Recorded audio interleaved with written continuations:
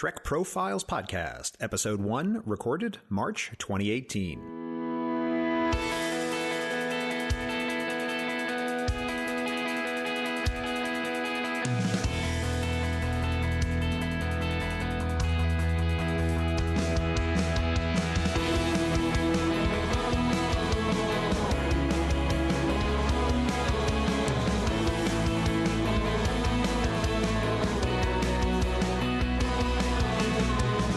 This is the Trek Profiles Podcast, where each episode we sit down with a Star Trek fan, learn their story, and try to figure out why this show means so much to them, to us, and to all of you.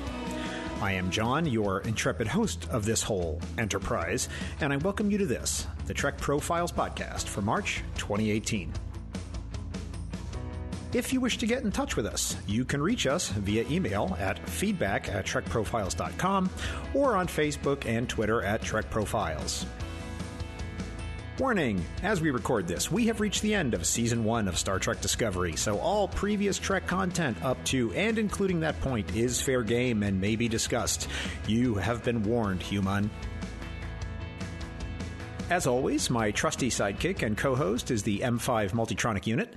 M5, greet the listeners. Working. M5 Multitronic Unit. All systems available and standing by. Do we have any subspace communiques, M5? You have one message. Thank you, M5. I have here a communique from Tricorder Transmissions Network Command. Admirals Jeff and Heather would like to remind you that you can find out all about the many excellent and amazing shows on this, the Tricorder Transmissions Network, at our website, www.thetricordertransmissions.com. There you can also find out how to support the network and all the other great things that we have going on. You should definitely check it out. That's it for the communiques and messages. Let's move on. M5, run the personnel file for this week's guest and let's start the show. M5 acknowledged. All right, ladies and gentlemen, and all the other genders and races of the United Federation of Planets, this week's guest, his favorite character is Captain Sisko.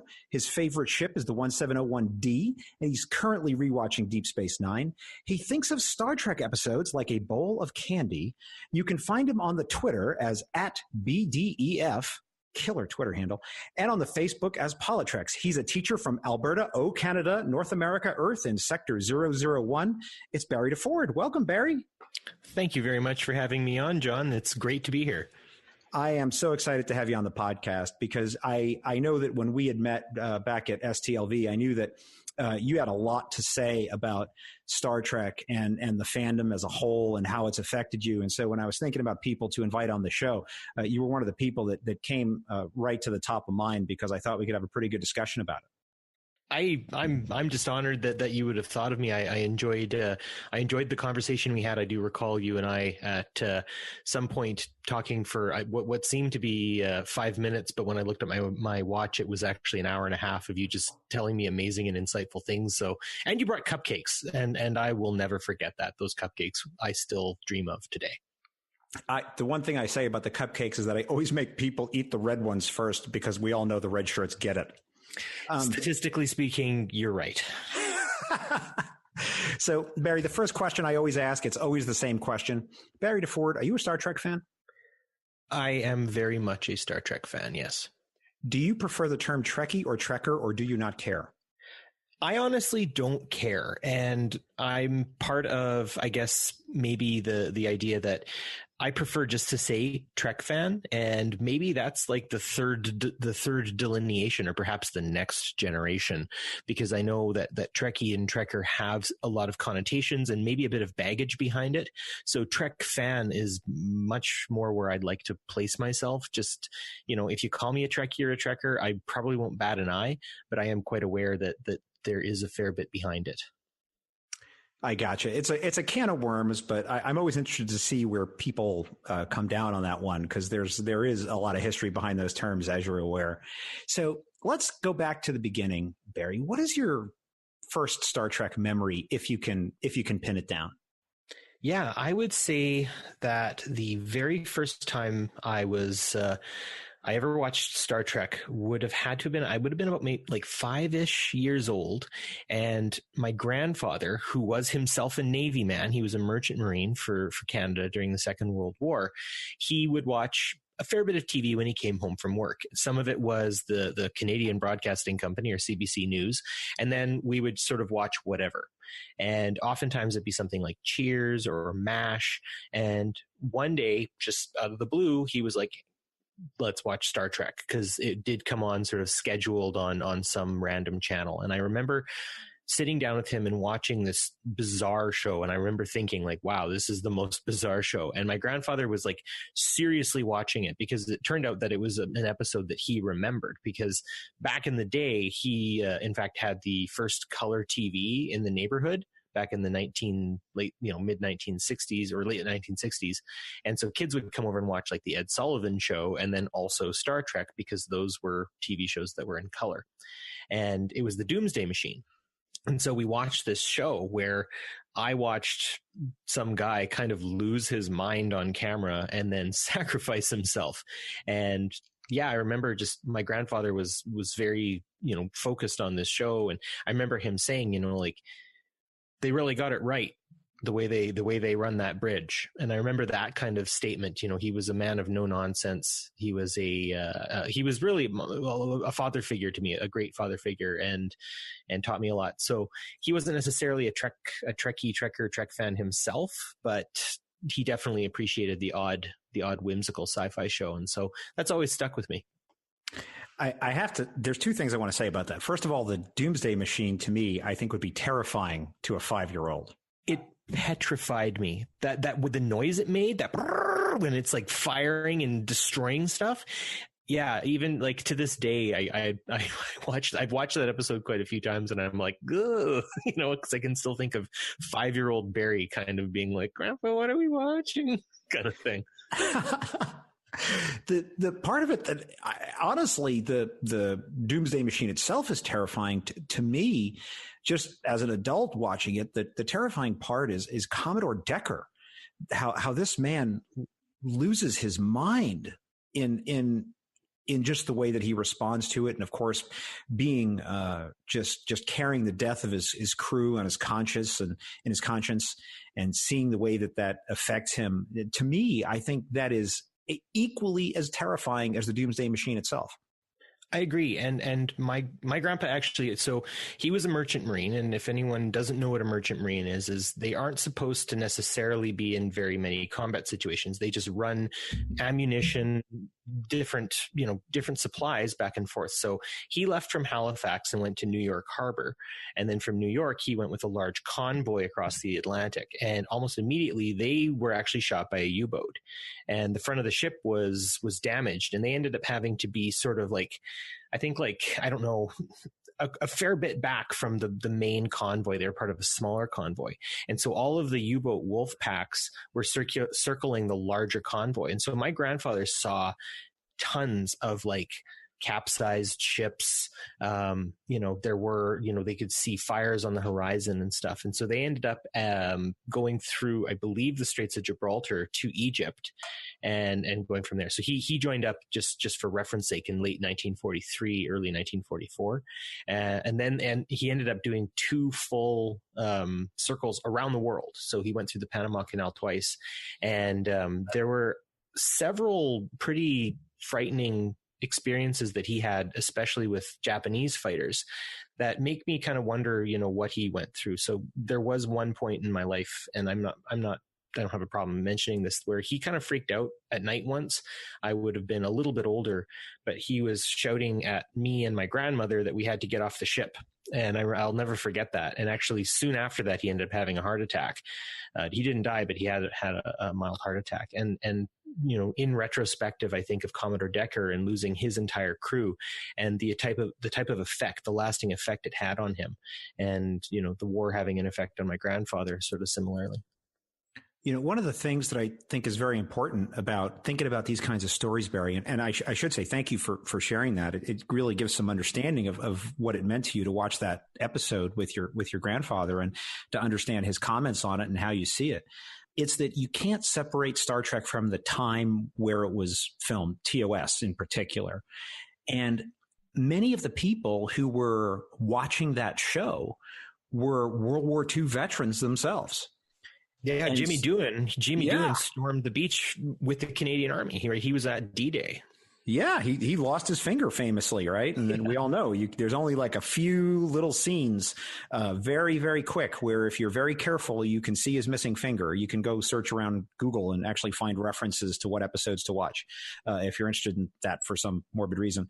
But that's true. And so that affects the people who are making the show and the people who are watching the show. Their whole sense of it is colored by that experience that they had in World War II.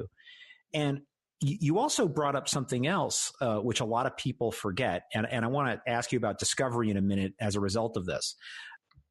One of the reasons that Star Trek had that amazing color palette that it had, I mean, the bright orangey red looking panels on the bridge, the super colorful shirts, all the bright colors that they had everywhere, was on NBC, and the NBC icon was the peacock because it was the first network to be broadcasting in color. And their whole thing was, we need to show the value of color TV. And so it was part of their art direction to really emphasize that, we need to sell color TVs. Yeah, I remember hearing that actually RCA had something of a kind of like an angle with doing the colors. One funny thing that I actually found out was the original Command Gold really actually was green, and it came out as gold just with the way the TVs were. And folks, correct us if we're wrong, or correct me if I'm wrong on that. But yeah, that's sort of a fascinating thought. No, I think you're exactly right. One year at STLV, I actually purchased a tie from Anovos. And for those who don't know, Anovos is a company that prides itself on screen accurate replicas of uniforms and props and things like that, and they're kind of high priced. So I couldn't afford to buy a uniform or anything like that. But one thing they did have was they had ties for sale, and I could afford a tie. And the ties were in the screen accurate color for the original series. And so I have a screen accurate tie that is in the Command Gold. And it is not gold. It is like a slightly olive mustard color is the best way I can describe it. But that is the color. But the thing is they were putting the show together. They didn't necessarily have all the experience that we have today in understanding how lights, cameras, the fabric, how it interacts. And so the color that if you were standing there watching them film on the sets, that wasn't the color that you would see on the TV. And so it looks gold, but it never was. It was green, and it always was green, but it just didn't, it was a very particular kind of green. It just didn't look right on your TV. Yeah, that's super fascinating. Actually, apparently, like on computer monitors, yellow doesn't really exist. It's some kind of trick of the eye of like colors being blended together anyways. So basically color TV is a lie. It's interesting. It's trickery, but I will say that I love to wear that Anovos tie because it's very understated and it just has a little Delta shield way at the bottom. And so I could wear it to the office. I mean, I could wear it to a client meeting and people wouldn't know. It's really great. I love that very understated cosplay aspect of it. Agreed. I have the sciences one actually. Oh, perfect. Yeah. So, but what I wanted to ask you about related to this was, we see a lot of people, especially today. Now you're an outside observer to this, being in Canada, in that where you are, if I understand correctly, Discovery is on cable TV and you don't have to pay anything extra for it. Is that true? Yes, no. It is on Space, which is part of a larger like cable package that you do have to buy into, but it's just like you would buy like Comedy Central, which we call Comedy Network, or the Discovery Channel or the Learning Channel or something like that. So it isn't basic cable. It is sort of an extended package of cable that I would say most people have. I myself, however, don't have cable. I cut my cord a number of years ago. So I end up watching it a day late on Crave TV is what it's called. And Crave TV is basically, it runs basically whatever Netflix doesn't. So, you can watch stuff like Frasier, Sex and the City. Let me think here. What else? Like a lot of HBO series. And then, of course, Star Trek Discovery. And then all of the entire Star Trek series as well. So one of the things that I've seen online is especially in the United States, people complaining about paying for all access, and they're saying, "Oh, it's just a scam to get you to subscribe." And I understand that, and I also understand that there are people that $6 a month is a serious budgetary issue, and I do respect that and understand it. But I also understand that going right back to the original series, it was all about selling color TVs. This has been a part of Star Trek, I think, for a long, long time. It's just part of the show, and it's part of the business side, which is something that I always have an interest in paying attention to, because it's one of the things we talked about, is that you can't divorce the show from the period in which it was made and have make any sort of sense of it. No, and Gene Roddenberry definitely has a vision for the future, and that gets extended in the next generation, with a post-scarcity society. To plug my show, we talk about that with the illustrious author Manu Sadia. But you're right. They have a living to keep. Desilu Studios, who started Star Trek, of course, had to make sure that they had revenue coming in. And so, yeah, these things are just sort of a reality of what we're dealing with here. And to be honest, everyone, Star Trek would not have been made had it not have been put behind a paywall, because it's just become apparent that a lot of these sort of niche shows aren't going to make a ton of money, and it's just the way it's got to be. Yeah, I agree with you. For me, I actually enjoy CBS All Access as far as the fact that it's commercial free, because I'm paying for that. Yeah. That there's problems with the app. There's problems with some of that element of it. But I do enjoy the fact that I get a commercial free. So that makes me a little bit happy. I don't have to, sit there and watch a commercial for salad dressing or something, wondering what's about to happen. Now, one thing I just sort of, maybe a bit of a side here on Discovery. My one complaint about Discovery, and this is the most minute complaint, because I did quite enjoy the entire series. I think the writers did a fine job, but I've watched it with and without commercials. And you know how like the Next Generation, Deep Space Nine, Voyager, and Enterprise kind of would usually have something like almost kind of like a beat that you would be able to feel as the commercial arrives. I found that Discovery, because it almost kind of reads like a novel, when the commercials would cut in, it was abrupt, sudden, and jarring. And I found like, when the scenes would change, music wouldn't have time to switch out. There wouldn't be that kind of swell of like, no, we're going to a new scene. It was very bam, bam, and it would hit you. And I found that maybe just a touch like, wow, okay, here we are. All right, I am adjusting. Here we are. Okay, good. So I don't know if you felt that or not, but that would be like the only thing. Let me see if I can clarify that, because I want to understand exactly what your point is. Is it that you feel that the show was produced to be seen in a commercial-free way? And so you're missing like those music cues, like for instance, TOS had a lot of those, dun, dun, dun, and then like the commercial. Basically what I'm saying is, say like Ash is being chased by those other Klingon fighters, and he's in one, and there's that kind of dramatic scene. I was watching that on a platform that had commercials. And so when it cut to commercial, it's sort of like, da, da, da, da, buy new salad. And you're like, whoa, okay, suddenly we're in a completely different realm of thinking and whatnot. And then we suddenly cut back to the show, and there's really no transition. So like you'd be watching it on CBS All Access, or I would watch it on Crave. It blended a lot well without the commercials. And I found that it's almost like they didn't produce it for commercials. And so if you do have commercials, it is kind of jarring. I totally understand. In fact, I was thinking a lot about Discovery recently, and I think that without putting too fine a point on it, the main issues that got me over the season was the fact that we were told things outside of the show which affected how I thought about the show.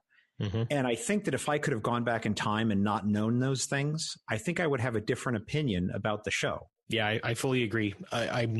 When season 2 comes out, though we live in a very social media kind of world where everything is cataloged and found. And so because my social media footprint is very Star Trek focused, I see and hear everything.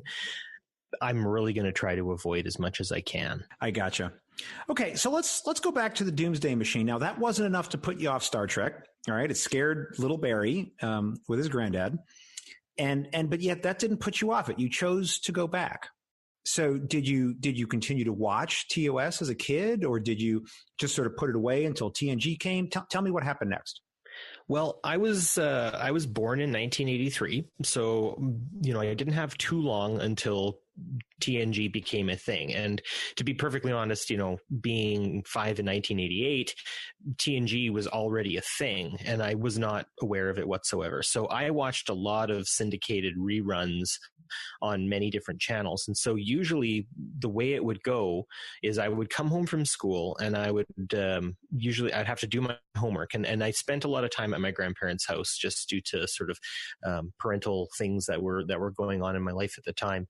My brother has severe cerebral palsy and epilepsy, so my mom would end up having to work with him a lot. So my grandparents did a lot to raise me. And so I would say what basically happened from it was more or less convenience. The episodes of the original series would come on a channel that was kind of high up in the numbers, and I would watch actually the Monkees, as you would probably remember or know of.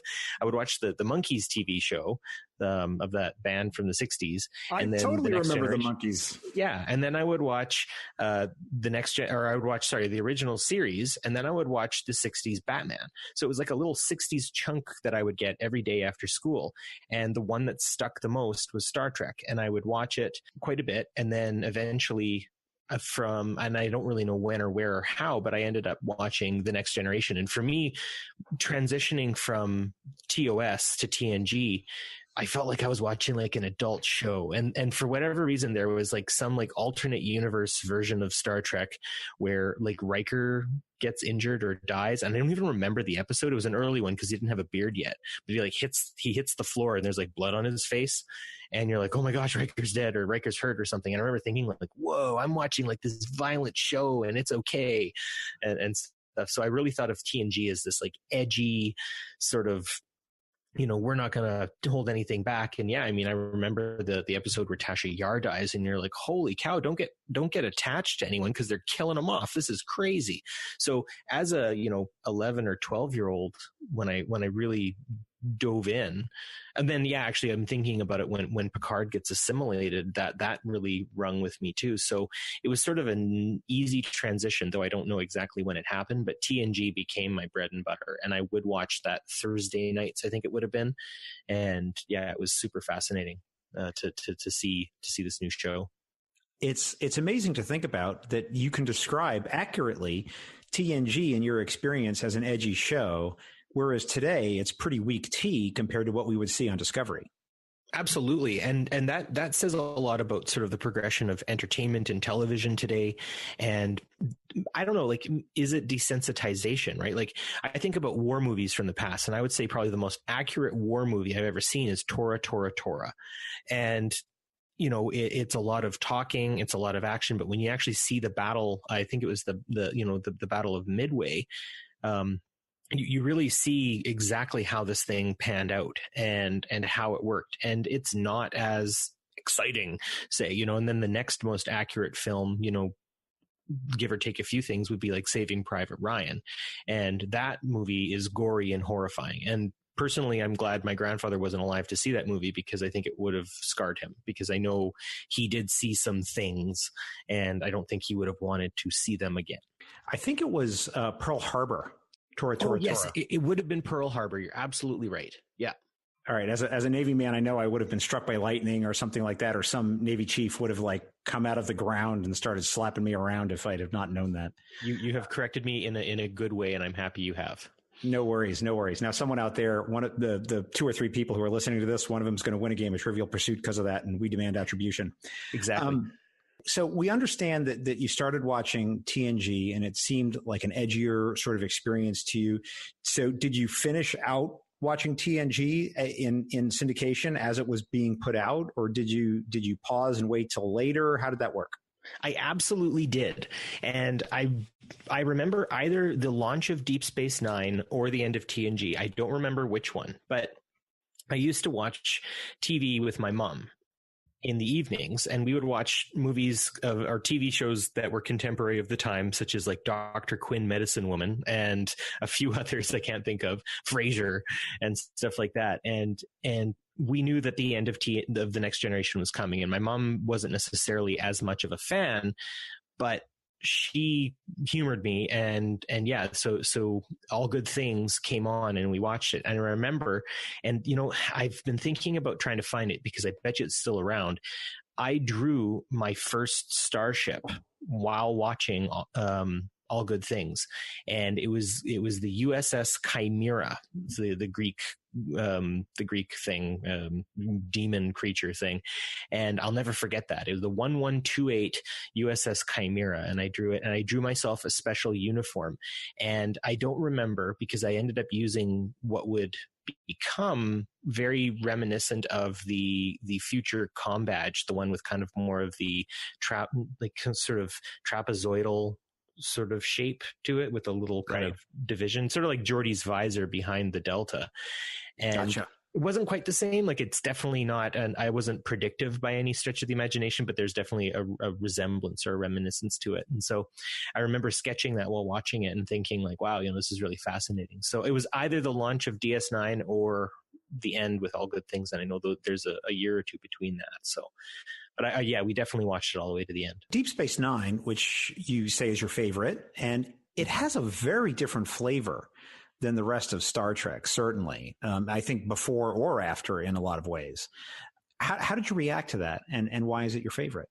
Well, when I watched it, actually, I stopped watching it. And that's a very interesting sort of thing. So, kind of in my teenage years, I was getting into different sort of music, and I watched a lot of Beavis and Butthead and whatnot. And so I definitely kind of took a step back from Star Trek, but I'd made a very dear friend of mine. His name's Zach, and Zach and I'm his first daughter's godparent, and I was the best man at his wedding and stuff like that. And so he really worked hard on me. So it would have been about grade 10 or so. He really worked hard on me. He's like, dude, you got to start watching Deep Space Nine. It's amazing. He's like, there's this whole war going on, and it's really fascinating, and I really think you're going to like it.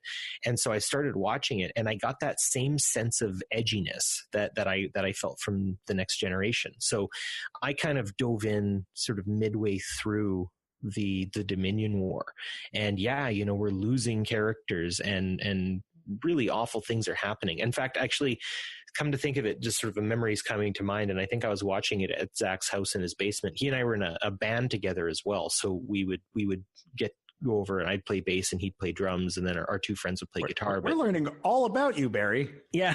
Yeah.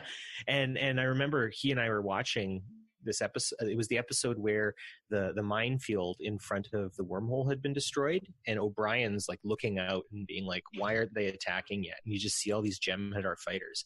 And I remember like that feeling of hopelessness and whatnot, and just fear and uncertainty, and being like, oh, okay. And then I hit it again, and I started watching Deep Space Nine religiously. It was super fun. You're currently doing a Deep Space Nine rewatch as part of the 25th anniversary. So first of all, congratulations to all the cast and crew of Deep Space Nine for making up a show that has stood the test of time and holds up so well.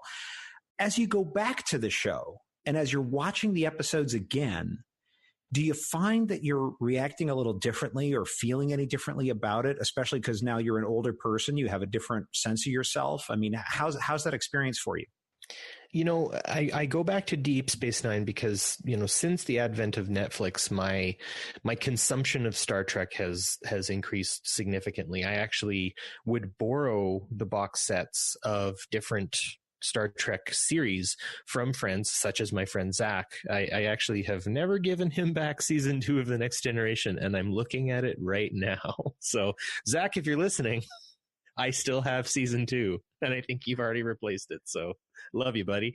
But yeah, I think watching it now, what I appreciate more is maybe a bit of the predictive qualities that Deep Space Nine had towards the way television was headed, but it still sort of maintained that charm that Star Trek had in The Next Generation that wasn't necessary to continue in other series, and the other series definitely found their own way, but it is sort of a memorable charm that I had. And to give you an example, like watching Martok, do their J.G. Hertzler, just the way he is, interacting with Worf, and that kind of buddy sort of feel that you kind of get out of it. There's something homey about it. Obviously, Bashir and O'Brien are a really good connection, and I think the biggest one would be Sisko and Jake, and just that warmth between them that you sort of feel is very important. Whereas I think as well, you really start seeing the advent of the strong female lead, right? You've got Jadzia Dax, followed by Ezri Dax, and of course, Nana Visitor as Kira Nerys. Like she really is such a strong character. She's always sort of reminded me of my mom. My mom's a very strong woman and a massive hero of mine. And so seeing Kira is always a treat, I guess you could say. I agree with you. It's always been interesting to me as like an interesting historical what if. It appears in the history that was intended to be Ro Laren. And, yes. And the delightful and amazing Michelle Forbes, she didn't want to be a part of the show for whatever reason, chose to do other things, bless her and best of luck with that. Can't fault an actor for choosing what they feel is best for their career. But I always wonder, like, how would the show have developed if it had gone that way? I think that's always an interesting thought exercise. And we love Nana Visitor and we love everything she did with the character, but it's an interesting thought experiment to think about how it might have been different. Yeah, I honestly wouldn't say that I've ever entertained the thought of anyone but Nana Visitor characterizing Kira Nerys, because she adds a lot of layered nuance. There's a lot of pain and a lot of power that comes behind her character, and the turmoil that she sort of, she doesn't own her victimhood a lot, but she does have to really push her way through it. And I think the best way to get a good understanding of that is watching Duet, because you really see her grapple with that kind of, am I going to allow my victimhood to get the better of me or not? Or am I going to sort of stick to protocol? And if you ever want to watch an amazing conflict of character, that's the episode to watch. I totally agree with you. It's just a great performance. And I think Deep Space Nine really stands up as just a very special part of Star Trek. And it's really that outlier in a lot of ways. I think to a lot of the other shows, because of the way that it was produced and because of Ira Stephen Bear and how he was, and sort of he, had his pirate flag flying and did some very interesting things with the show that I don't think that he could have gotten away with had Gene been around. And I really appreciate it. So it's interesting to see what you thought about it. Okay. So we had Deep Space Nine, and then, of course, we have some of the other series. We have Voyager and Enterprise. Did you partake in those? Did you come back to them later? When did you watch those? Well, I watched the first probably 3 seasons of Voyager just because, they were kind of at the same time that I was watching the last few seasons of Deep Space Nine. So I did enjoy them. I find the characterization was quite different. I found I don't know, the first caretaker 2-parter, I felt very much like, especially that part where Harry Kim is getting like the needle in the belly button. I felt very much like, oh, okay, they're really trying to do sort of an X-Files feel to this show. And, obviously that wasn't the case, and they were going in slightly different directions and stuff like that. But I found myself not attaching myself as much to Voyager as I would later on, I guess is the best way to put it. Later on, I lived in the UK for a period of time, and that's when I did my sort of massive Voyager consumption. And it was actually because a friend of mine had the box set at the flat that I was living. And so I was able to sort of pick that up. And he also had the entire Gremlins movie catalog. So I watched Gremlins a lot too. Gremlins and Voyager. You could have made the premier crossover episode. I think it would be talked about even today and be played in midnight showings at theaters all across America. They'd be drinking the biopacks. The Gremlins would drink the biopacks and then be able to, like, I don't know, sustain, phaser fire or something like that, I think. So it sounds to me like you had a period of time where, as a younger man, you quit watching Star Trek, then you got back into it. Enterprise came on after Voyager. Now, did you watch Enterprise or did you not? Or how did you feel about that? I really came into Enterprise late. I would say I finished the full thing on Enterprise probably 2014 ish. So I didn't really watch much of Enterprise at all. And at that point, I was going through a pretty massive Star Wars kick. It would have been sort of near to my graduation time. I was actually I had a lot of fun. I went to a performing and visual arts school, and I was able to be in a couple great productions like Cyrano de Bergerac and The Princess Bride. And I actually played Inigo Montoya, which was a lot of fun. But just as sort of a joke on Halloween, the three guys, myself, my friend Will, and my friend Tom, who choreographed the TV, or sorry, not the TV show, the play, the fight scenes in each of the plays, we choreographed a little Star Wars thing just for the fun of it. And so I was deep into Star Wars at that point. So yes, I did dip off for a period of time. And then it was actually when I met another friend, my friend Kevin Shipileski. He and I were historical interpreters at Fort Edmonton Park. We got to dress up in a 19th century garb. He and I were both on 1885 Street, and we got to go around. I was the Mountie, and he was usually a watch salesman. And he started talking to me about Star Trek The Next Generation, and we kind of developed our friendship around that to a degree. I mean, we talked about other things. And then when the 2009 Star Trek came out, he and I went to that movie and were completely stunned, and that reignited my Star Trek fandom. Barry, my man, we are not going to go any further in this podcast. Once you tell me that you played Inigo Montoya, I'm going to have to ask you to say the famous line. Hello, I am Inigo Montoya. You killed my father. Prepare to die. Perfect. I'm sorry. There could be nothing else that can happen until you said that. So I'm glad that you have said that, and now we may proceed on. So I'll also let you know that though this has been fun and I've really enjoyed myself, I have something I need to tell you. Go ahead. I'm not left-handed. Oh, no. Oh, goodness. All right. We can go down a rabbit hole here of starting Princess Bride quotes, and that would just be very bad on my report. So let's not do that. But okay. I think as you wish. Something. Oh, sorry. I'll stop. I'm stopping. You keep saying these words. They don't mean what you think they mean. This is going to be something that we're going to have to talk about in person, I think, at the next STLV. Absolutely, sir. So that actually is a good segue. So let me ask you about that. So you got back into Star Trek, and then you decided to go to a Star Trek convention. Now, was STLV the first one you had gone to, or had you been to others before that? I went to a little comic convention back in the day when I lived. I'm from Edmonton, Alberta originally, and there's a fantastic comic book shop there called Happy Harbor Comics, and my friend Jay Bardillo owns it. And so the band I was in with Zach, that guy, we used to play at their Halloween spectaculars, and I would dress up in a Rorschach outfit and would play the bass through a toque and sweat my brains out playing, the Ghostbusters theme and stuff like that. But Jay had gotten passes for one of the shows or something like that, and I thought, maybe I should go too. And so I went. And it was loads of fun, but I hadn't really gone to anything else. And actually, LeVar Burton was there for it, and I saw him at distance, and that was it. And so I decided, I'm living elsewhere in Alberta now, and I was actually driving to Winnipeg at the time, and my fiance basically said, you should go to this Star Trek Las Vegas thing. And it was because at the time I was getting sort of nudged from a number of my Star Trek fans, Dan and Bill from Trek Geeks specifically, were saying, "Hey, dude, are you coming or not?" And I decided I would. In fact, Bill sent me the link saying that there was Groupon for the STLV convention. So I decided to go sort of on a whim, and it was the greatest decision I ever made in my life. The greatest decision you've ever made in your life? That's a pretty high bar, Barry. You've got to say more about that.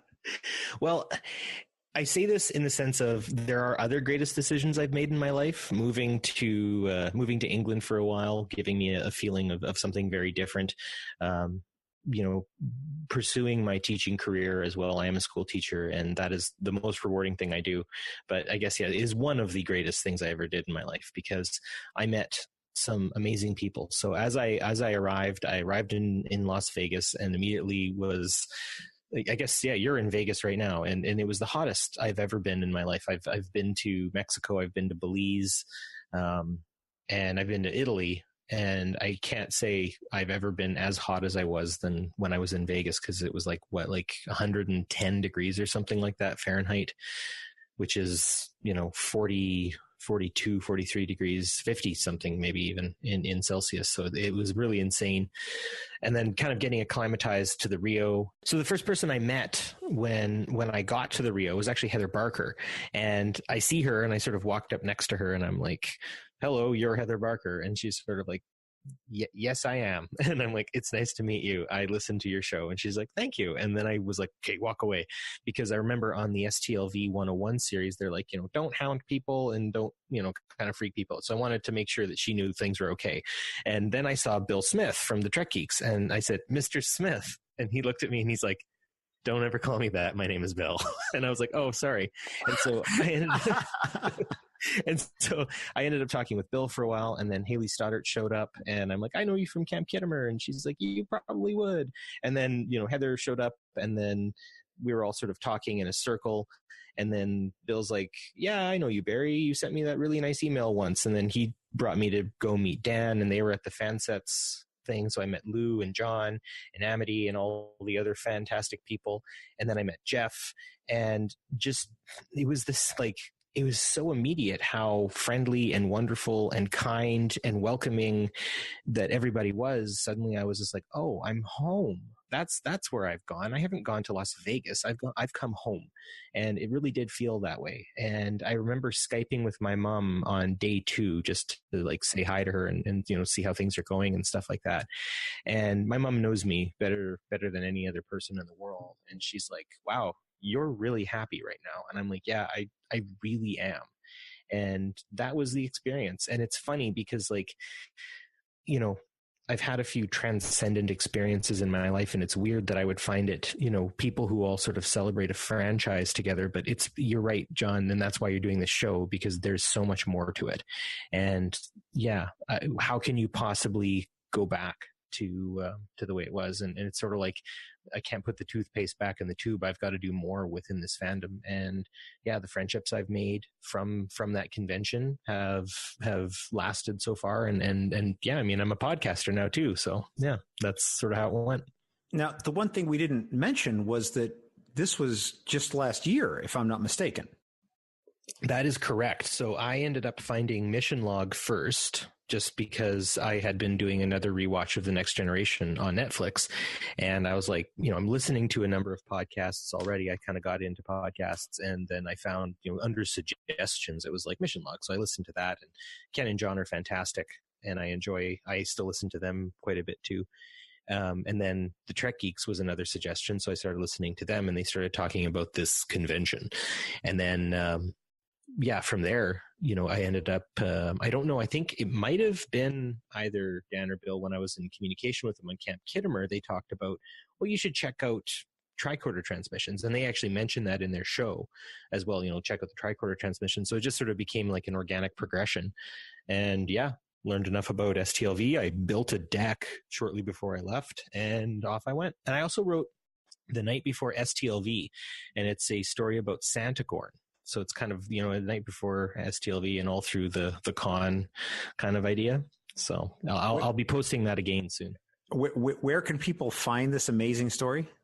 It's on the unofficial convention. It's like 1,000 years ago at this point. You'd have to scroll down to find it. But when the episode drops, let me know and I will repost it. Outstanding. I will make sure to do that.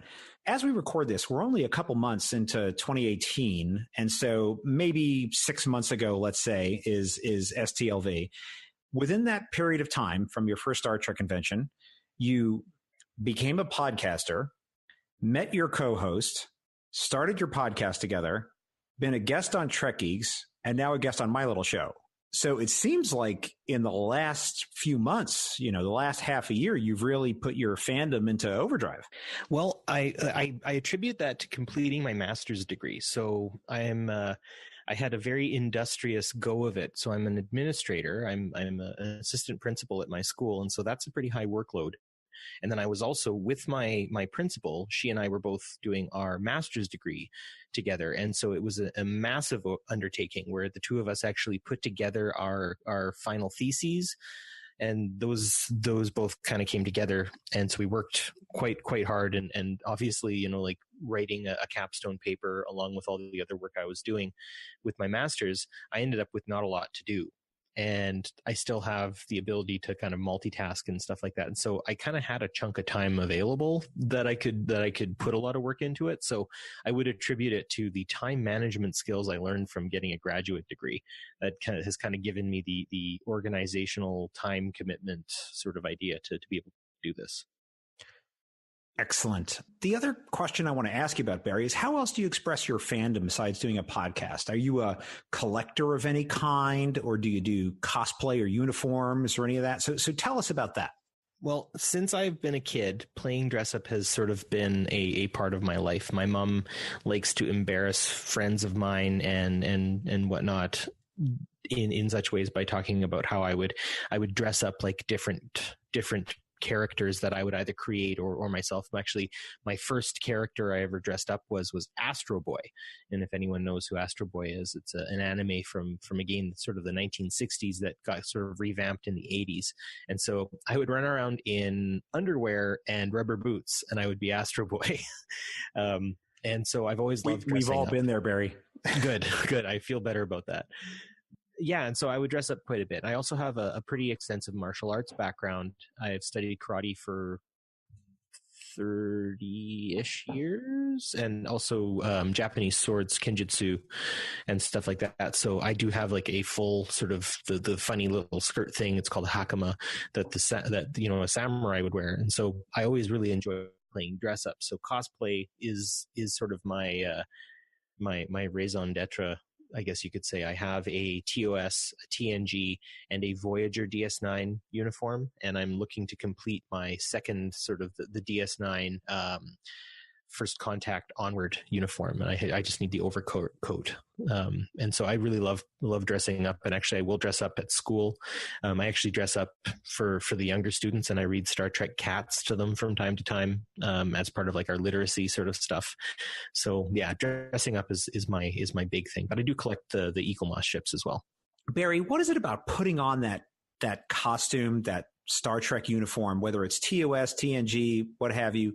Why would someone do something like that? I do it too, but I really am interested in your answer.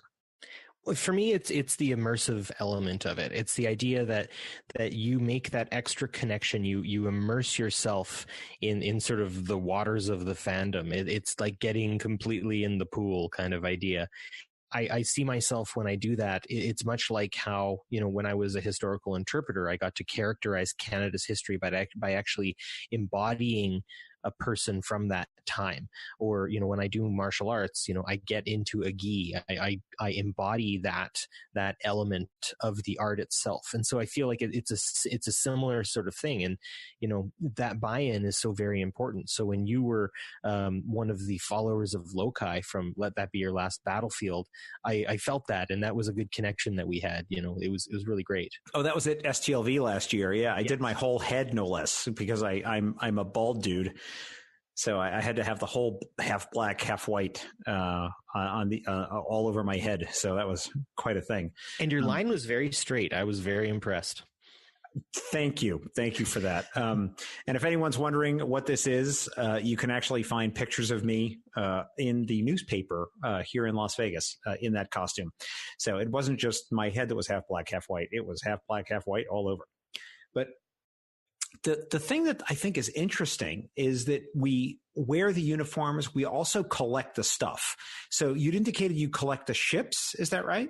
Yeah, and also I have a myriad of the fan sets pins as well. I've spent a king's ransom on a number of those things too. You told me that you collect the uniforms, you wear them. You told me that you collect the fan sets pins, which are fantastic and beautiful, and I would encourage everyone to go check them out.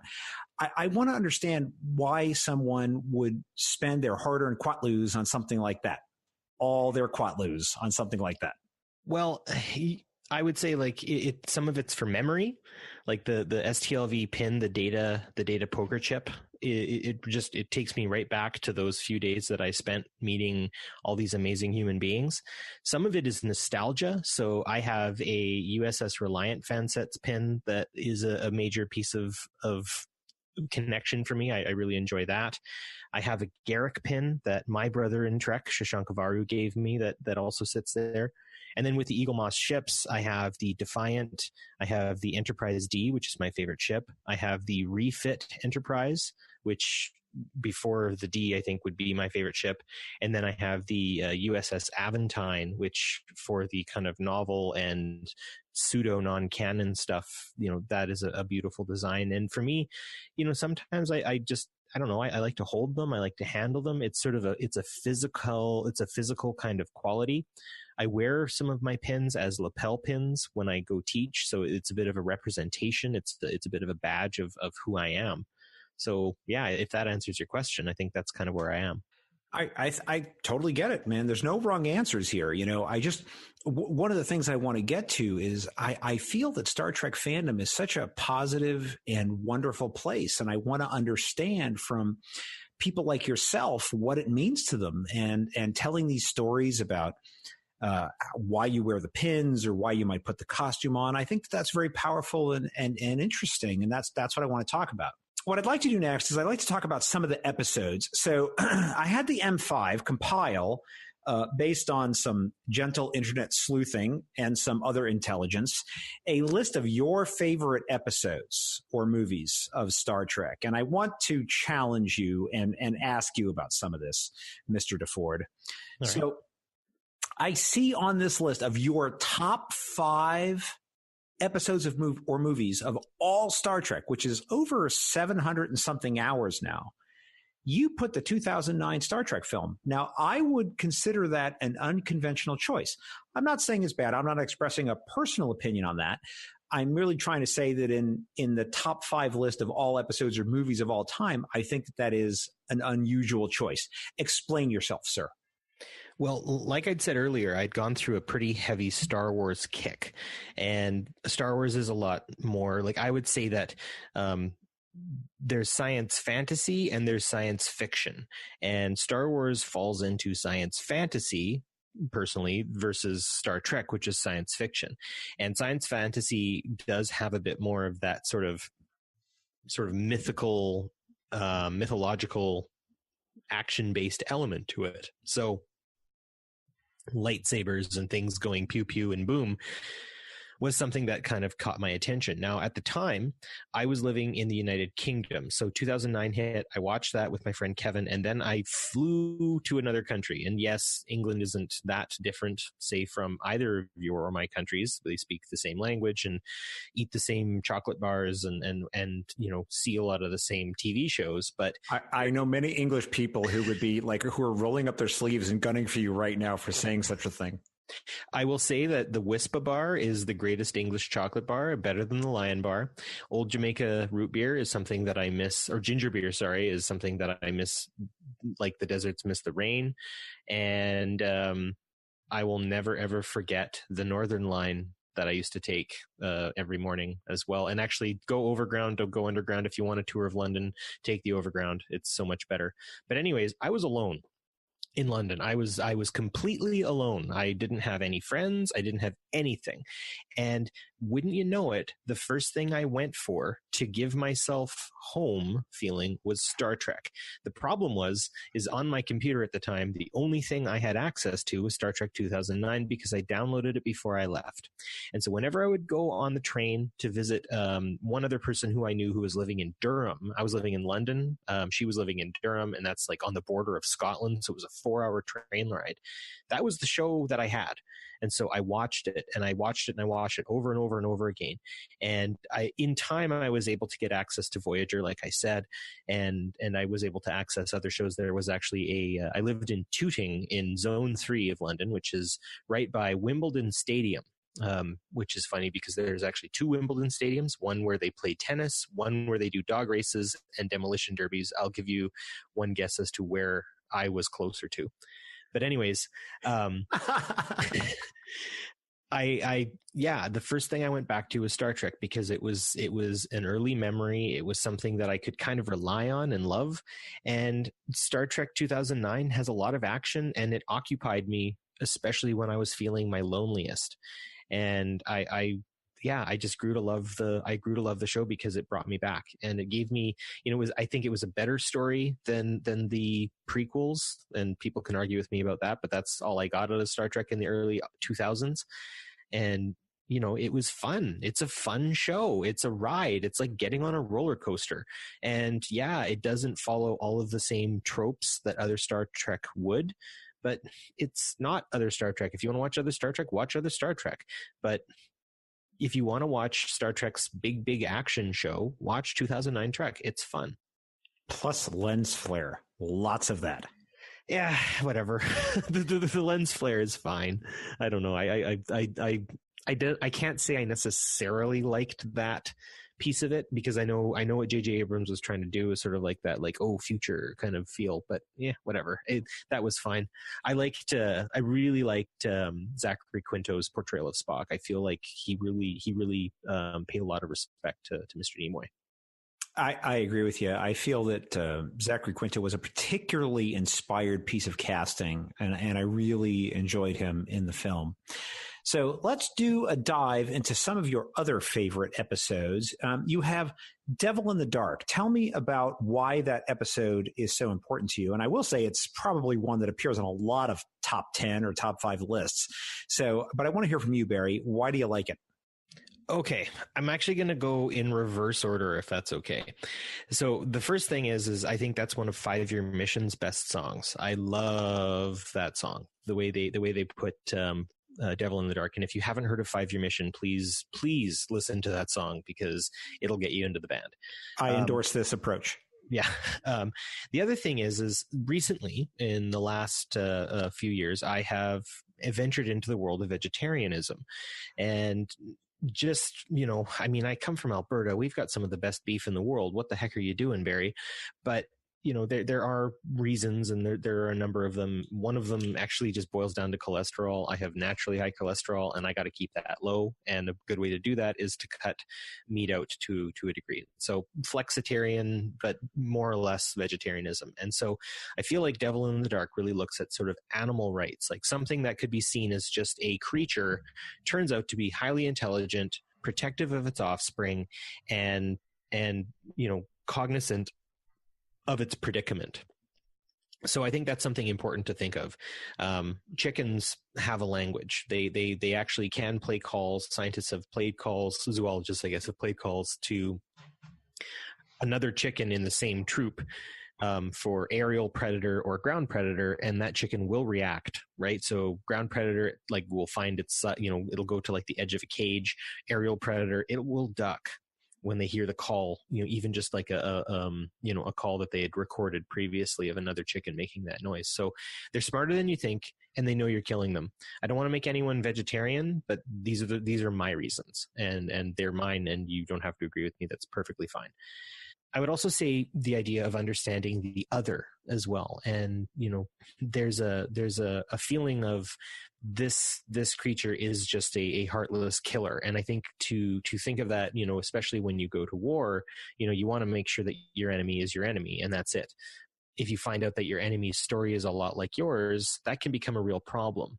And that can really change your perception of that individual and those individuals that you're fighting. So those were 2 pieces. Now, I think originally maybe what they were looking at more so was some of the politics around resource extraction and, waste and destruction and the cost of progress, right? Like they need the things from this mine, and it's killing an animal. So I think also this show is very much ahead of the curve in terms of the environmental impact that human beings are having on the planet. So those are the reasons why I like Devil in the Dark. Barry, I want to give you something to react to. I'm not going to put a lot of my own personal thoughts into this, but I want to hit you with something controversial and maybe see how you react to it. So you've seen all of Star Trek Discovery so far, yes? Absolutely. In your talking about the other, one of the most other characters I can possibly imagine is Mirror Universe Lorca. Humans, and we don't know necessarily about other aliens that we've met in Star Trek, but we do know about humans. And if I understand the whole theory of the Mirror Universe is that they're humans in just a different environment, and so they turn out differently. So it's a nature versus nurture sort of concept there. Here's Mirror Universe Lorca stuck in our universe, and he has no one to talk to, no one that he can relate to. He's the most alone being, the most alone human being that has ever been. And so that makes him the most othered that has ever othered anywhere, ever. You know, he's a soldier, I think, and he really does rely on that, you know, what he needs to do, right? He sticks to his mission the whole way along, and he only allows a few beats to hit him. I haven't done my Discovery rewatch. I'm going to be doing that with a friend probably in the next few months. Maybe later on when we get closer to the end of the school year, I'm going to do that and just watch it with a friend and maybe kind of binge them out. But I you know, in my memory, I can now tell where Lorca had a few beats where you can sort of see him, you know, maybe falter a bit in his you know, dastardly plan. But as the other, I don't know. I think it would be super fascinating. And maybe, you know, call on the Star Trek novel writers instead, because I don't know how much traction it would get. But imagine an entire story of Star Trek where people from the Mirror universe arrive in the Prime universe as refugees and they're seeking asylum. What would we do about that? You know, like their you know, this universe counterparts would be there to see them and talk to them and stuff like that, and them saying like, I can't live in that universe anymore. I need to get away. I want to live in a more peaceful environment, and we know this place exists. So, you know, we all flew into an ion storm and transported ourselves here, kind of thing. You know, I think that would be fascinating. So I don't know if I answered your question, but I don't know. Maybe I'm posing a thought back to you. I understand that. You know, and I think some of it comes from one of the things that personally have in my sense of Star Trek Discovery that I feel really, I don't want to say bad about, but I wish we had explored, is the fact that we had Lorca, and before we knew definitively that he was a Terran universe type guy and a real bad dude, is that he was definitely broken or damaged in some way. And I desperately wanted to see the story of that guy becoming a person that we wanted to look up to, and a person who had sorted out his own problems and challenges and decided to be better. And I felt that that was the Star Trek story I wanted.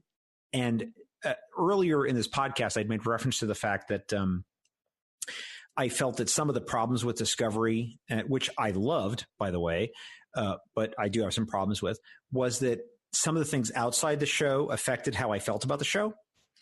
Was that and I think it was actually at STLV last year in August of 2017 that the writers in their panel had said this is going to be the story of how we get to from a broken sort of human society that we would be very familiar with to the future that we see in the Federation.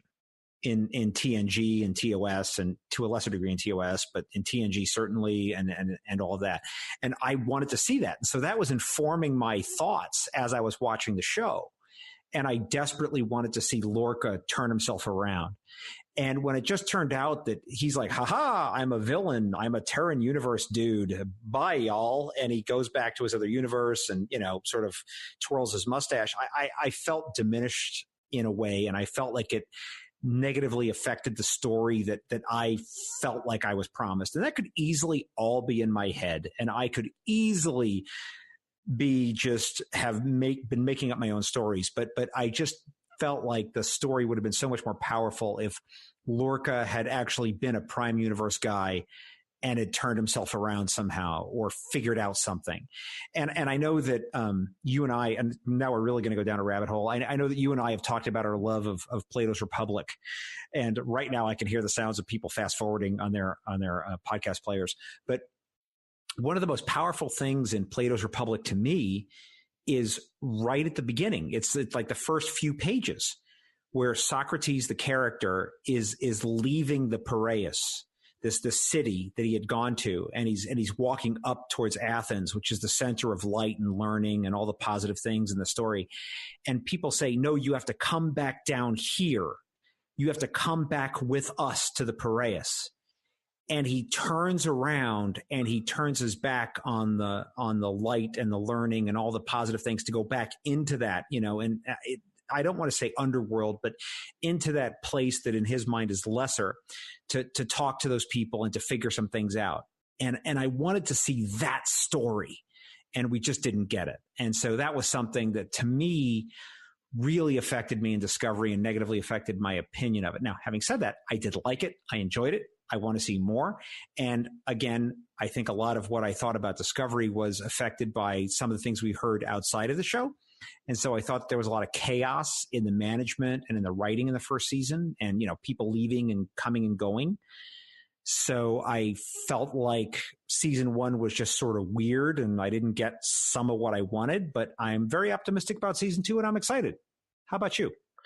Yeah, I wish we actually had more episodes to explore those sorts of things. And I would agree that I feel like the writers were confined a bit by the amount of episodes. I mean, they, you know, ostensibly had half of what other great writers like, you know, Ira Bear had, or you know, previous writers from the past, Rick Berman and the rest.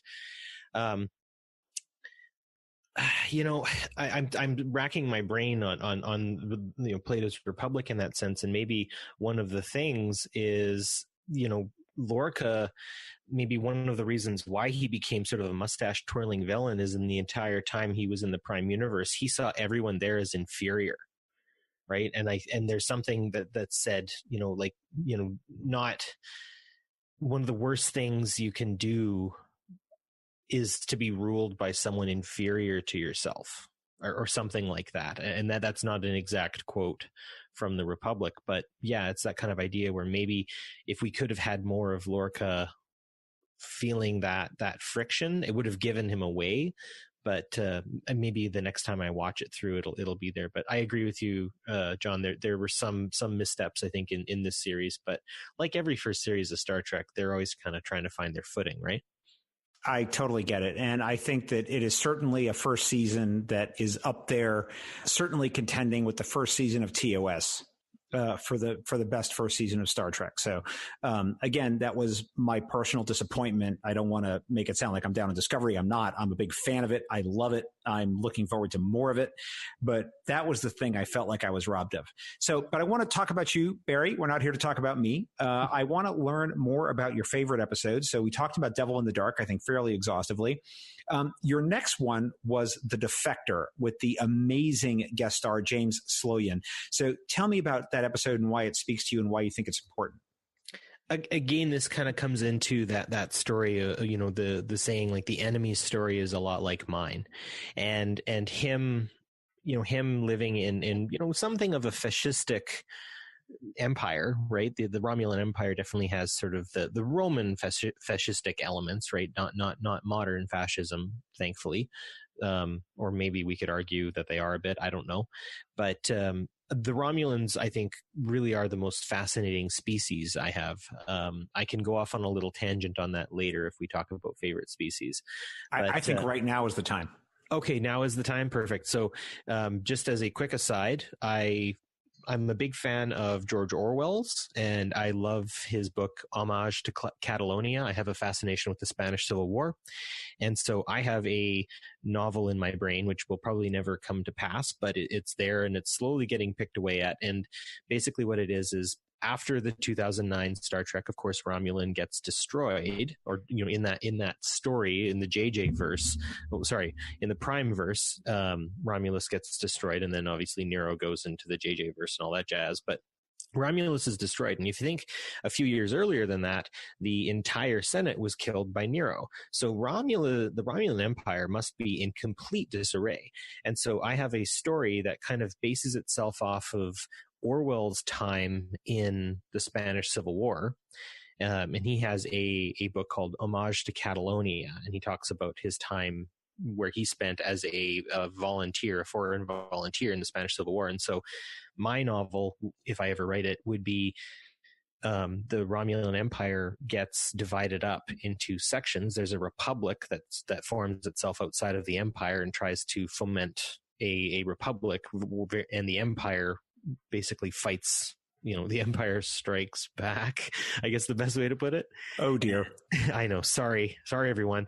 But members of the Federation are encouraged to volunteer and go and fight alongside the Republican Romulans who want a relationship with the Federation and the Klingon Empire, and this more peaceable group, and not be as xenophobic and stuff like that. And so it's a Federation officer who goes over into the Romulan Empire, gets on a Romulan ship and volunteers his time and loses, just like Orwell does, to the Empire.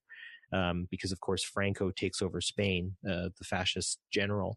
And so I would call it Homage to Glintara. So it's sort of a pastiche of Orwell's Homage to Catalonia. So, yeah. Anyways, to... I just have to say one thing about that before you move on, which is that for those of you, the 2 or 3 people who are listening to this, if you've never had the chance to explore the Spanish Civil War, it is really just an epic human story. And speaking personally, one of the things that has affected me most in my life is I actually went to Spain. I've been there twice now. And one time when I went there, I actually went to these Civil War shelters that were outside of Cartagena. And the thing that stuck with me the most wasn't the construction of the shelters or anything like that, but it was these cartoon kids' drawings that they had made of their own city being bombed. And maybe it's because I'm a parent and I looked at those and I thought of my own kid, but seeing kids drawing normal kid drawings, but of their city being bombed, is the kind of thing that stays with you. So it really is, I think, something that could be honored in a lot of fiction and could be talked about. And so I would encourage you to write it, Barry. I think you'd be very good at it. Yeah, who knows, right? I'm no Dayton Ward, but I've really enjoyed his book, by the way.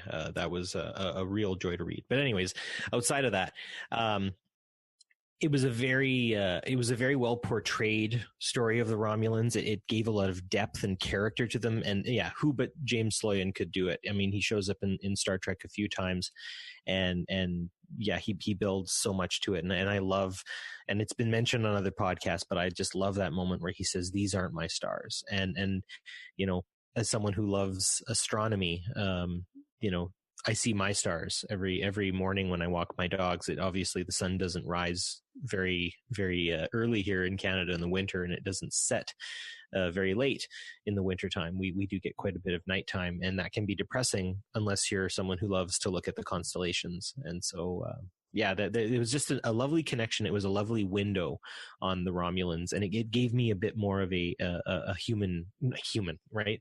It gave me more of a personal touch, right? And the Romulans are sort of a characterization of humanity, right? Every alien is. So yeah, that's why I like that episode.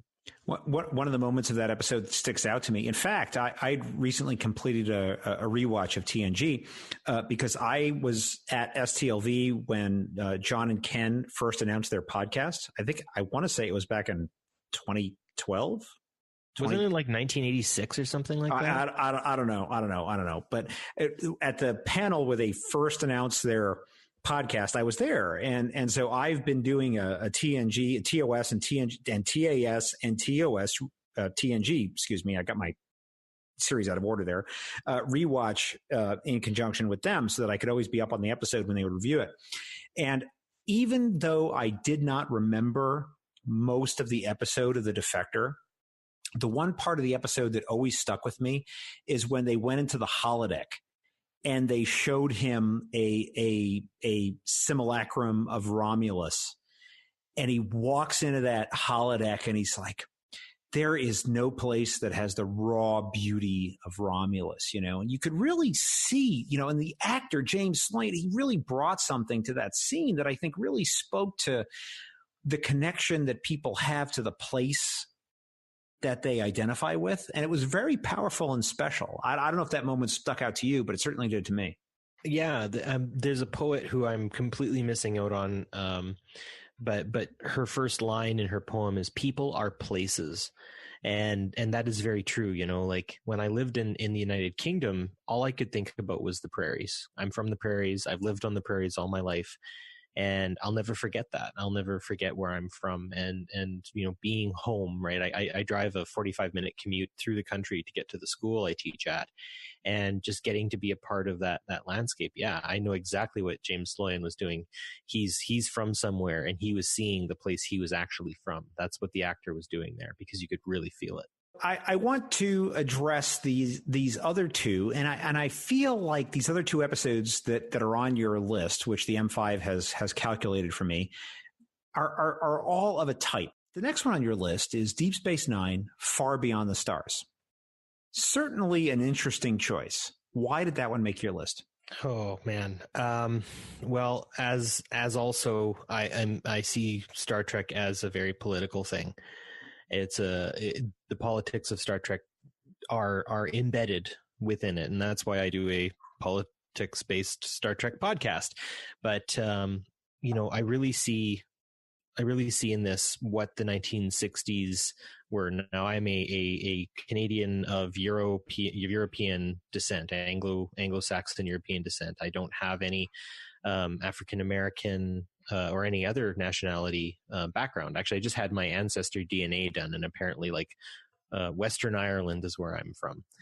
And he really does embody and characterize the African American experience in that episode in a way that I think can connect to the Star Trek fan, because he still gives us what we're looking for, but he really saw that as a way to maybe give us a window on that world and the injustices and the inequities and what they had to do to get to where they are, and what's needed in the future. I felt a very big connection to Malcolm X in that story, of not wanting to back down even to a militant level.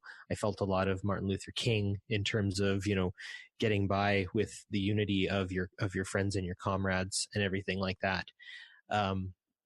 Yeah, Benny from Far Beyond the Stars. That episode brings me to tears. It's so incredibly good. It's some of the best. It's some of the best Star Trek. No, it's some of the best television, I would say. And one of the things that I think is interesting about that episode is it's not about spaceships or explosions or phasers or photon torpedoes or any of those things. But I think that sometimes people who don't know about Star Trek think it's about those things. And this is like an episode that you could easily bring out to show those people. It's like, that's not what this is about at all. No, Star Trek is about us. The Enterprise isn't flying through space, right? The Enterprise is flying through the human condition. That's what the universe, that's what the alpha, beta, delta, and gamma quadrant are, is it's different facets of the human condition. We don't know what space travel is going to be like. This is very much us exploring us, and in the most real, visceral way. And yeah, I think Far Beyond the Stars is one of the most raw interpretations of that, because it strips away all of that. Like you said, all of the sci-fi gets stripped away, and it says, we can do this any way you want, right? We can do this in 1940s, 50s New York, I think it would have been that they were in. I don't know for sure. I think that's the set they were using, but boy, was it good. It seems to me, Barry, that I've identified a common thread. Devil in the Dark, The Defector, Far Beyond the Stars. It's about people, or I should say beings, in places where they are not quite at home. Did I get that right? Yeah, maybe. And maybe that has a bit to do with me, I'm not really an outsider to anything, but maybe that's me trying to see what the outsider's idea is. I definitely lived a life that one could consider a bit of a struggle from time to time. I'm not my life was not without its conflict and challenges and stuff like that, but I know I had it better than a lot of people. And I'm very, very aware of that. And I spend a lot of time trying to get a handle on what that means, and try to get the understanding of other people's stories and other people's worldviews. So, maybe that has something to do with it. I'm glad my chair reclines, because this kind of gives me a feel of me kind of maybe sort of doing a bit of an exploration of myself right now, which is, I guess, kind of what Star Trek's all about. Well, that's what this podcast is all about, for sure. Yeah. And so now I'm going to take the scalpel to you, and I have to ask you about this. So one of the other episodes that I have determined that, and the M5 has determined, that is on your top list of episodes is from Voyager, Bride of Chaotica. Explain yourself, Mr. DeFord. What is this episode about? Why is it special to you? And why is it in your top 5 episodes? Because it is the most fun episode of Star Trek, I would say. It is just like they're Buck Rogers. They're going back in time to that sort of 50s, 40s, you know, rocket hung on strings with a firecracker on the back of it going through the air, and using some of the very old tropes. It's a delightful break, and I know, you know, fearing that the actors in Voyager were told very much to keep things, you know, to try to lessen their emotional responses and stuff like that. So I felt like this episode was a massive catharsis for the actors, and I think also for the viewers. Yeah, you know, I really love Janeway in that, coming in as the Bride of Chaotica. She just owns the role. And yeah, you know, it's an actor playing a captain who's playing a character, and yeah, there's something meta about it. It's fun. You could almost Mystery Science Theater some of it. It's just a fun episode. Fair enough. So I asked you for your favorite episodes. I also asked you for your favorite characters, and you appear conflicted to me. It appears that you cannot determine which is your favorite, Gul Dukat or Khan Noonien Singh. I think that most Star Trek fans would be able to discern a favorite. So I sense conflict within you, young Skywalker. Please explain yourself. It's a total toss-up. Gul Dukat and Khan. Both are convinced that they're right and what they're doing is right, which I think is what makes a villain so amazing. When a villain knows in their heart that they are doing the right thing, then that is it. And so I think, you know, Khan's statement of revenge is a dish best served cold is such a great statement. And of course that gets referenced later in Kill Bill Volume 1. And it would turn out that a quote from Kill Bill kind of loops back onto Khan's characterization. And when fortune smiles on something as violent and ugly as revenge, it seems proof like no other that God exists and you're doing his will. And I feel that, you know, that moment where Khan spots the Enterprise and he's like, there it is, you know, like here's his moment. He's unwrapping a present, you know. I really love how Khan is. He's so swashbuckling and he's so bombastic, right? Whereas I find Dukat is kind of more of he's a subtle permutation of some of Khan's most devious attributes, right? He lacks the group he lacks the group loyalty, but none of the megalomania. Dukat is very capable of engaging with his enemies, and he, you know, to some degree, he even collaborates them, sometimes even endearing himself to them in some way. But I feel a sympathy almost. He's sort of a Lucifer to a degree. If you think of Paradise Lost, right? And it's fitting that he ends himself in flame. Spoiler. You are going to totally have to say more about that. Sure. Where would you like me to start? So Gul Dukat as a Lucifer character. Okay, so Gul Dukat could have easily, you know, sort of gone forward with the healing, right, of the way the Federation wants to kind of build things with Bajor, right? But he completely refuses, right? He looks at the benevolence and the goodness that exists with the Federation, and he just sort of scrunches his nose at it, like, no, I'm not doing that. I'm Gul Dukat, right? I am not going to bow to you.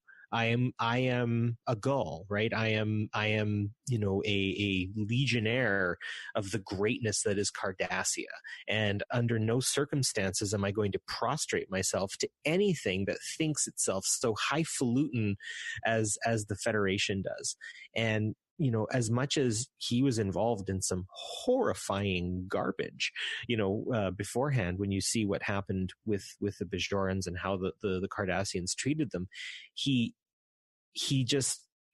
so self-assured in the way he is. And, he plays a very long game, much like, the Lucifer character does in Paradise Lost, right? Where, he's justified. And to some degree, you can almost see him as, from the Cardassians' perspective, if you are a, xenophobic, nationalistic Cardassian, he's a hero, very much so.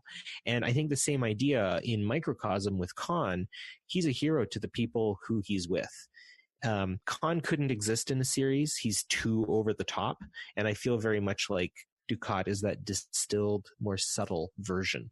So, by the way, Barry, I have to point out that this exact same conversation could have been held about the admiral in The Defector, right?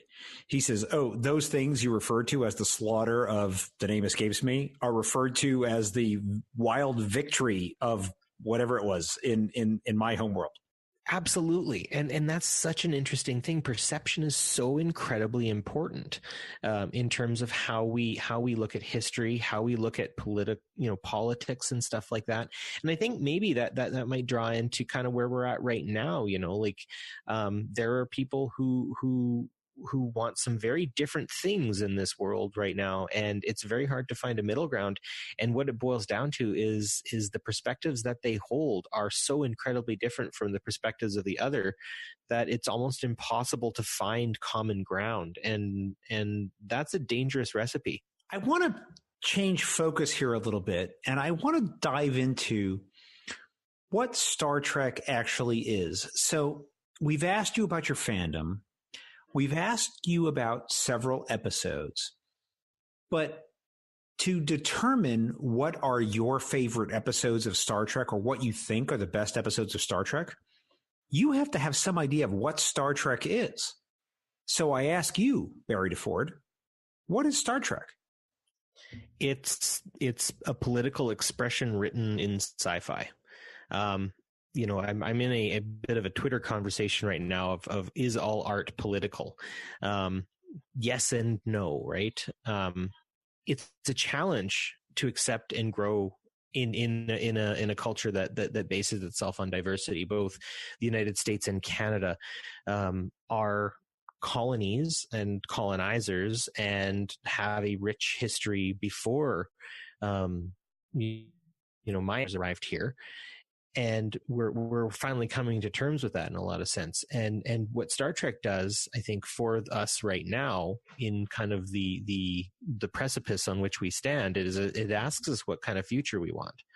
And when I see how people act in, what you maybe would say, like, coming from kind of maybe my political background, Las Vegas is kind of the belly of the beast in a lot of cases. And yet within the belly of the beast, I found some of the most amazing human beings. And so isn't that interesting? So Star Trek in and of itself asks what kind of future we want. It as a series becomes very self-reflective on it, and that's why we get some of the episodes in Deep Space Nine, and I think the entire series of Discovery was incredibly self-referential and self-reflective. As much as people may accuse it of fan service, I think it's also kind of almost inverting on itself and going, okay, so here's the project that we've had for 50 years. How's that gone? Let's throw some curveballs at you, right? So, like I said earlier, Star Trek's not an exploration of space. It's an exploration of the human condition, and each species represents an element of humanity. Those elements are hyper focused, obviously, but are still a facet of our culture and our behavior. So, yeah, Trek is a lens with which we can use to look at our world, and it transcends politics. It transcends a lot of different things because I see the diversity in our fandom, and I'm so much privileged and honored to be a part of it. So that's what Trek is to me. So you made a reference to the idea that Trek is really about thinking about the future Trek has some elements of humanity in it. And I'm going to ask this question in an effort to be controversial. We'll see if it raises the temperature or not. Barry, is the Federation, as depicted in maybe the TNG era, a place where you personally would wish to live? Yes, it is. Mainly because it has done away with this stupid thing we call money and that idea that we always need to be in a state of productiveness, right? The Star Trek people we see are, the Federation people we see are Starfleet, and obviously they live in very amazing, amazing times where they do amazing things, and some people might die. But I think for the most part, people in the Star Trek world, right, of the Federation that's depicted in the Next Generation, they don't have to work if they don't want to. Really, basically everything is taken care of if they really want to. If you want to be a basket weaver, you go right ahead and be a basket weaver. You are fed, you have shelter, you can do whatever the heck you want.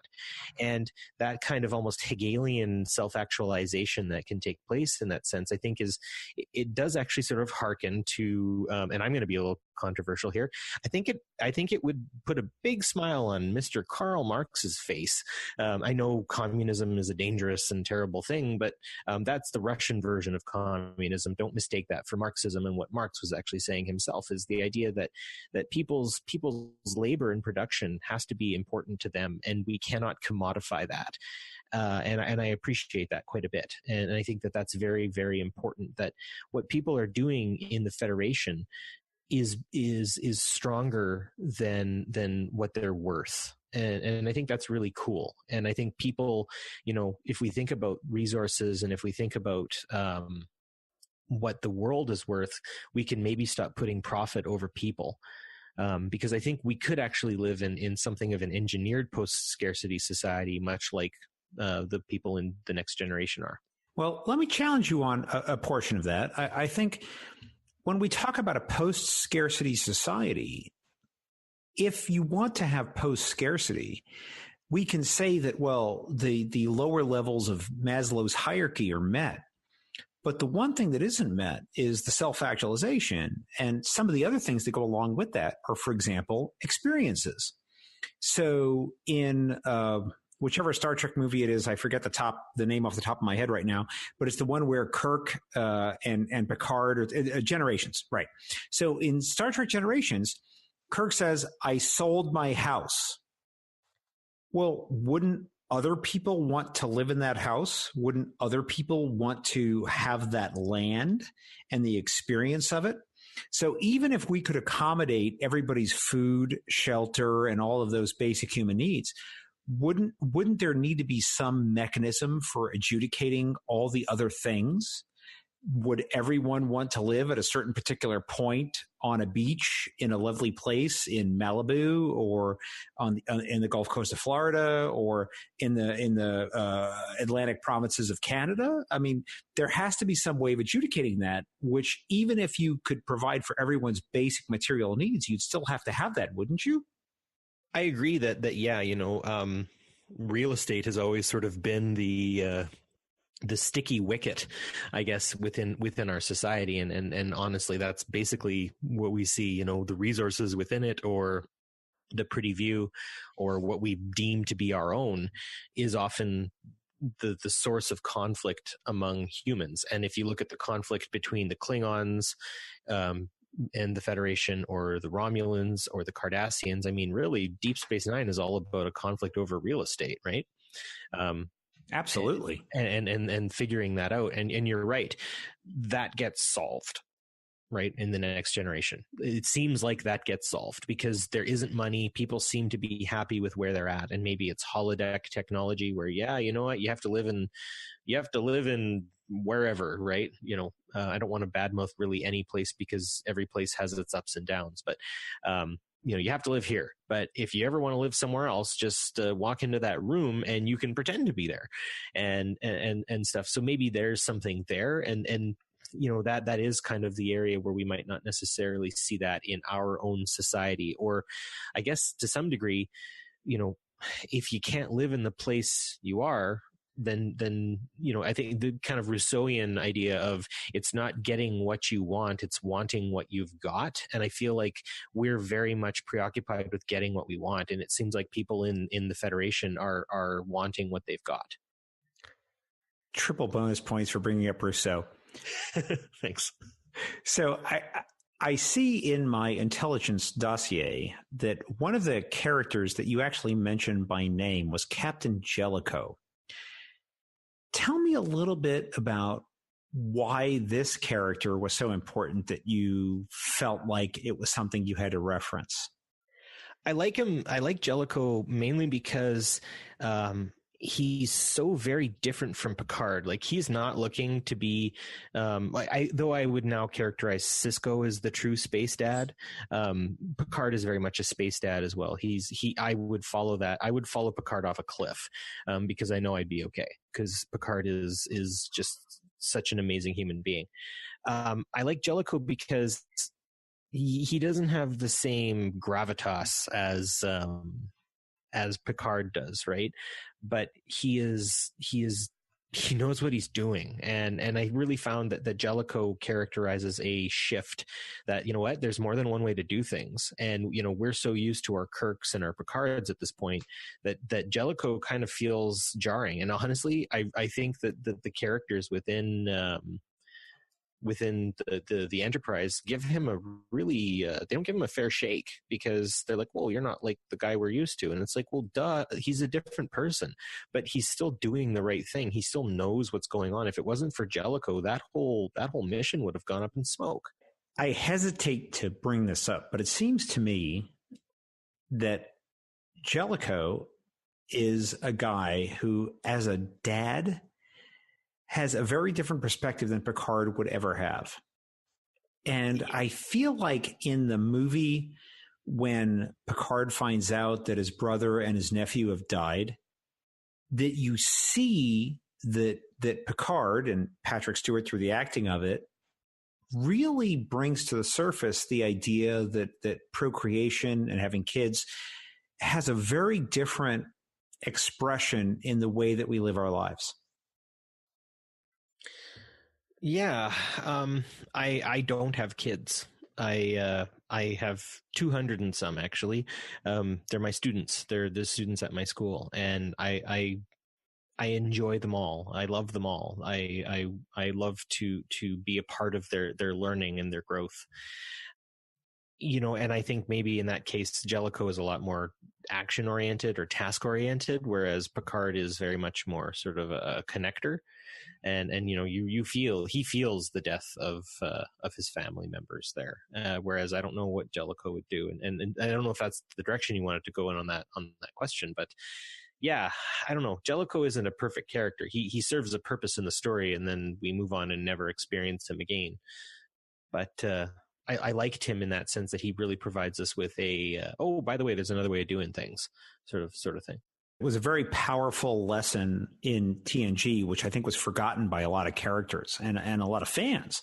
But speaking of the fans, one of the things I want to ask you about, Barry, is that it's very apparent to me as just a person who's asking you questions on this podcast, is that you have particular beliefs, particular feelings, which mean a lot to you. You're an informed person. You have particular thoughts about how you think the world should be. But Star Trek fandom is very broad and very diverse in a lot of ways. And there's many fans who may take exception to some of the things that you've said or some of the thoughts that you've expressed. And so how can we reconcile the fact that Star Trek fandom seems to bring in so many different kinds of people, but yet they have such a different perspective on how the world is? How can we reconcile that? I certainly can't. I'm interested to hear what you have to say. This is why I'm doing the podcast I'm doing, and I definitely, if people haven't noticed, I skew left of center, perhaps more than most people would. I'm left of the Democratic Party, Americans, very left, and I have friends who are very much on the right. And I don't see that as a problem. I think Star Trek fandom brings us all together this way because we have a common interest, we have a common value. If our conversation gets heated, we can stop for a minute and quote Star Trek and then realize, oh wait, we're all human beings. We can figure this out. Let's talk some more, right? I think the politics of division have been strengthening since the 60s, and they're reaching. I fear a zenith at this point, a fever pitch that's getting us into some pretty hot water where we can't even disagree with each other. And my friends who are on different sides of the political quadrants or whatever we want to call it. I value them. I value them to temper me, and I hope they value me to temper them. And I've gotten into some heavy conversations with different friends within Star Trekdom, and I think that's the greatest part about Star Trek is it's a safe place. You can be this or that or the other thing, and no one's going to judge you because you know what, you love Trek, so there's got to be something good about you, right? Isn't that the very point of IDIC? Exactly. Infinite diversity and infinite combinations. And if we can do that, we can build a community. And actually I was on a very sort of left-wing podcast just recently, and we got talking about that. We talked about how building community is the best way to strengthen. We were talking about gun control and all these other things. And I won't get into that in this podcast because I don't necessarily think that's the place for it. But we talked about the building of community. And you know what? If you're going to build a community, you're going to find people with different viewpoints. And it's about managing those relationships. It's being stewards of the environment that we live in. And I think that Star Trek fandom tends to have a lot of very good stewards of the community, and we cultivate it and we nurture it and we let it grow. And that's why we're so strong. Barry, we've talked about a lot of great things, and I cannot think of a better note to end the interview portion of this on than what you just talked about. So the one thing you wanted me to ask you about was Couch Trek. So tell me what that is and why we should care about it and how important it is. So Couch Trek is something that the fine folks at Tricorder and on the unofficial Star Trek Las Vegas convention Facebook page are doing. There's a number of us. I've written 2 scripts that we are going to run through. So when I was a kid, I used to play Star Trek on my couch with a couple of friends of mine. We'd rock back and forth, and we'd transport by tying our shoes out and going out and pretending to be Kirk, Spock, McCoy, Picard, Riker, Worf, you name it. And that would intermix because we were kids and didn't care about the timeline. But anyways, what it boiled down to was we had a lot of fun sitting and looking at a wall and pretending that we were on the bridge of various iterations of the Enterprise. So in light of STLV coming soon, I have constructed 2 scripts of basically people sitting down and talking. And I think we're going to Facebook Live it, where basically what we're going to do is we're going to take someone's hotel room and we are going to the best of our abilities, organize it in a way that looks like a Star Trek bridge. From there, we will film it, probably read off script, which is just what we're going to have to deal with, and play a little bit of what I called Couch Trek. So if you are interested, hop on the STLV unofficial fan page, see if you can find it. Maybe we can do some reposting there. There have been some people who've taken up some of the positions already on the bridge. However, I'm already thinking it doesn't have to be just one group of people doing this. If other people want to get some scripts, make some of their own, and do some Facebook Living of this, I think it would be a great idea. Post it onto the unofficial page, STLV page, and I think we could have a lot of fun. Oh my goodness, this sounds like me at 9 years old all over again. Exactly. Let's be kids again. Let's all be kids again. Why not, right? Well, Barry, I have to tell you that I've enjoyed this conversation, but now the M5 is signaling me. Time for the Kobayashi Maru. M5, load the Kobayashi Maru simulator and prepare to analyze our guests' answers. Working. Simulation loaded and ready. Question 1. Time for you to relax. Will it be a visit to Risa or a visit to the holodeck? Holodeck. Coffee with Janeway or tea with Picard? Tea with Picard. You've got a case of Rigelian flu. Doctors Bashir and Crusher are both available. Whom do you ask for? Crusher. Let's all go to the replicator and get ourselves a snack. Fortune cookies with Mira Lorca or Gach with the Dura sisters? Gach with the Dura sisters, of course. Would you rather have 100 Tribble-sized Gorns or one Gorn-sized Tribble?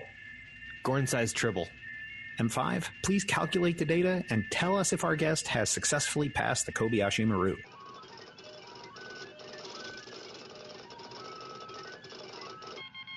Barry, I am pleased to tell you that the M5 has calculated that you have passed the Kobayashi Maru simulation, and so to honor your passing of this time-honored test, the M5 will now award you an honorary Star Trek title. M5, what title shall we award to Mr. Barry DeFord? Barry DeFord is awarded the honorary title of Minister of Quattro Tridi Caeli for Sherman's Planet.